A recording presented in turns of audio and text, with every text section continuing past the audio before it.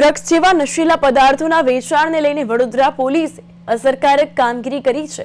વડોદરા પોલીસે છેલ્લા 8 દિવસમાં આ બાબતે 8 જેટલા કેસો દાખલ કર્યા, જ્યારે વર્ષ દરમિયાન એનડીપીએસ એક્ટ હેઠળ 25 જેટલા કેસ દાખલ કરવામાં આવ્યા અને 46 જેટલા આરોપી સામે કાર્યવાહી કરવામાં આવી। આ કેસોમાં મકરપુરા, માંજલપુર અને કપુરાય વિસ્તારમાંથી ઝડપાયેલા આરોપીઓ પૈકી 2 રીઢા ગુનેગાર હોવાનું સામે આવ્યું છે। તો માંજલપુર પોલીસ દ્વારા ઝડપાયેલો આરોપી ત્રીજી વખત ગાંજાના કેસમાં ઝડપાયો, જ્યારે મકરપુરા વિસ્તારમાં ઝડપી પડાયેલો આરોપી બીજી વાર એનડીપીએસ ગુનામાં પોલીસના હાથે ચડ્યો છે। કડક કાર્યવાહીના ભાગરૂપે તમામ આરોપીઓના ભૂતકાળના ક્રાઇમ રેકોર્ડ, વર્તમાન સોર્સ અને નેટવર્કની વિગતો પ્રાપ્ત કરવા માટે પોલીસે ખાસ તપાસ હાથ ધરી છે।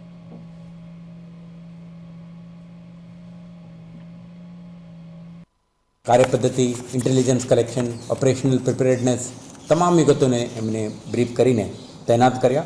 છેલ્લા 8 દિવસમાં આપણે 8 કેસ દાખલ કરી છે, જેમાં અત્યાર સુધી 10 આરોપીને અટક કરી છે અને અન્ય 8 આરોપીના શોધખોળની પ્રયાસો ચાલુ છે અને 22 લાખ જેટલા કિંમતની જુદા જુદા પ્રકારની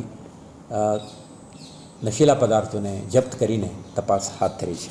તે પહેલાં પણ શહેરમાં અત્યાર સુધી વર્ષ 2025માં 25 કેસો દાખલ કરીને 46 આરોપીઓને અટક કરી છે અને આમાં 20 જેટલા આરોપીઓ જુદા જુદા વિસ્તારમાં આપણે એમના શોધખોળ ચાલુ છે।